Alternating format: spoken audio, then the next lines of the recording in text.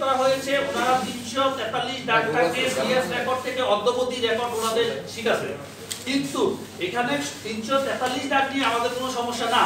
আমরা যখন 343 ডাক দিয়েছি তখন সীমানাকে যখন আমরা প্যান্টাগ্রাফ করতে গেছি তখন 343 ডাকে সীমানাটা পড়ে রাস্তার মধ্যে। এটা আপনি যখন প্যান্টাগ্রাফ না করতে যাবেন তখন তার আগ পর্যন্ত বোঝার কোনো সুযোগ নাই, যেহেতু সেই জমিটা রেকর্ড ছিল। কিন্তু যখন এটা ভেজাল হয়েছে তখন আমরা ওয়াকফ লিস্টের থেকে 371 নম্বর দাগের জমিটুকু আমরা লিজ নিয়েছি।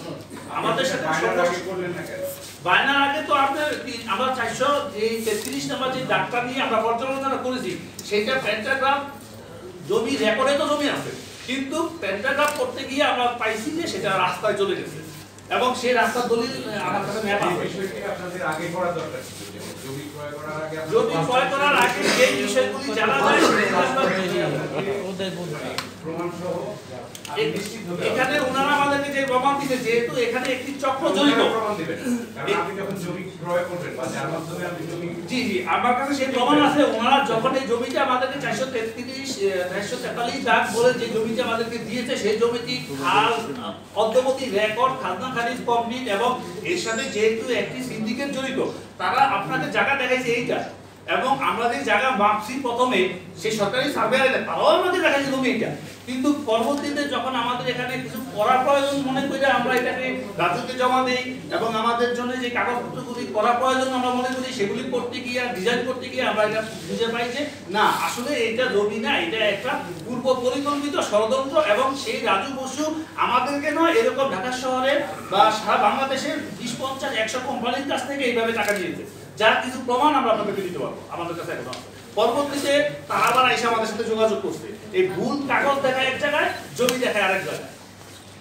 আচ্ছা ভাইয়া, ওইখানে জায়গা লক্ষ্মীনারায়ণ মন্দিরের 32.66 শতক, জি দুইটা লাগে দুইটা, এবং এই জায়গাটা ঢাকার যিনি ডিসি সাহেবের তত্ত্বাবধানে 13 তারিখে ম্যাজিস্ট্রেটের উপস্থিতিতে এবং সার্ভেয়ারের উপস্থিতিতে জায়গাটি বুঝিয়ে দেওয়া হয়েছে। আপনি বলছেন যে ওই জায়গাটি না, তাহলে এই জায়গাটি 36.66 শতক জায়গা কোথায়? সেইটা আমি আপনাদেরকে একটু আগে বলে দিয়েছি, সেটা ওদের খামারের সাথে যে রাস্তাটা গেছে সেই রাস্তা নির্দেশ করে যার ম্যাপ আমার কাছে আছে, যেটা আমাদের তৈরি করা ম্যাপ না, যেটা গভর্নমেন্টের তৈরি করা বড় ম্যাপ আছে এবং আমি সংক্ষিপ্ত আকারে নিয়ে আসছি। যদি আপনারা আমাকে সহযোগিতা করেন আমি আপনাদের ডাক নাম্বার সহ বুঝিয়ে দিতে পারবো।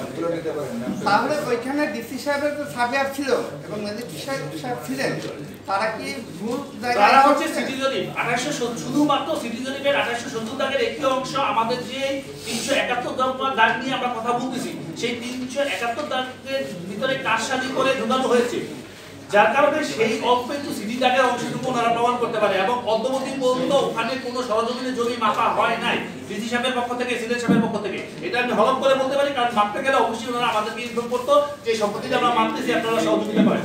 আপনারা দেখাই দিলেই তো হয়ে যায় যে ওখানে তো জায়গা আমি কাকে দেখাই দেব? 15 শতক জায়গা পেয়েছে, 7 শতক জায়গা গেছে রাস্তায়, 15 শতক জায়গা এখন দখলে আছে, বাকি জায়গাটাও তো দখল করতে হবে। তাহলে দেখাই দেন যে এই জায়গাটা আমি কাকে দেখাই দেব? আপনি আমাকে কোশ্চেন করছেন, আমি উত্তর দিতে পারবো। কেউ যদি আমাকে কোশ্চেন না করেন আমি উত্তর দিতে পারবো বলেন? ওনারা তো আমাদের কাছে সেই সহযোগিতা চান না এবং আমাদেরকে কোনো নোটিশ করেন না, আমাদেরকে জানান নাই, তাহলে কিভাবে আমরা গিয়ে কাকে গিয়ে বলবো যে ভাই এটা আমার জায়গা, এটা আপনার জায়গা বলেন? তারপরে আমাদের আরেকটা ডকুমেন্ট আছে, সেটা হচ্ছে কোর্ট অফ ওয়ার্কস, ভূমি সংস্কার বোর্ডের একটি সহযোগী সংগঠন যার নাম কোর্ট অফ ওয়ার্কস, সেটা আপনারা সবাই জানেন। সেই কোর্ট অফ ওয়ার্কসের রেকর্ডীয় জায়গায় উল্লেখ আছে যে এই যে আমি দেখাচ্ছি রেকর্ডীয় জায়গায় উল্লেখ আছে 371 দাগটি নবাব সম্পত্তি, যেই সম্পত্তিটি আমরা লিজ দিয়েছি এবং প্রকৃত মুতল্লির মাধ্যমে আইনীয় প্রক্রিয়ার মাধ্যমে। এখন আপনাদের অভিযোগটা কার বিরুদ্ধে? মানে আমাদের অভিযোগ যে সংস্থা এই জমি থেকে আমাদেরকে না জানায় আমাদের সম্পত্তিকে ভাঙা হয়েছে এবং সীমানা নির্ধারণ না করে অন্যায়ভাবে অন্যকে বুঝিয়ে দিয়েছে, আমাদের অভিযোগটি সরাসরি সেই সংস্থা যার নাম আমি বলে দিয়েছি সরকারি ভূমি কমিশনার। আমি ডিসি সাহেবকে বলবো না, কারণ ডিসি সাহেবের তরফ থেকে আমাদের কোনো উপস্থিতি ছিল না, উনি আমাদেরকে কোনো কিছু ইনফর্ম করেন নাই।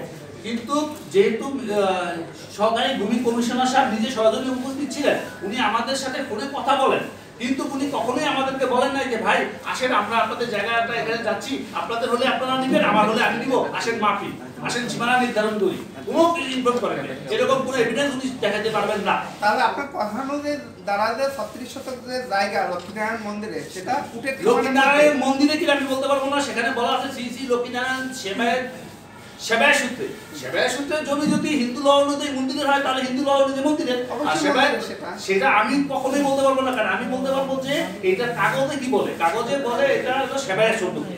সেবায় সম্পত্তি কার, সেটা রাষ্ট্র। না, এই সেবায় সম্পত্তিটা কোথায় অবস্থান আপনি যেটা সেটা বলছেন, সেটা আপনার কোথায় কথা অবস্থান, কোথায়? সেটা হচ্ছে সেটা এক্সিডেন্ট সাহেব উপস্থিত থেকে সীমানা নির্ধারণ করুক, সিএস থেকে অদ্যবধি পর্যন্ত প্রত্যেকটা দাগ ধরুক, উনি মাপক, আমরা ওনাকে সহযোগিতা করব। যদি আমাদের জমি না হয়, আমরা সরজমিনে আমাদের যদি স্থাপনা করে থাকে, আমরা নিজ খরচে ভেঙে নিয়ে আসবো, 1 মিনিটের মাধ্যমে এটা আপনাদেরকে আমরা ইস্যু করতে পারি।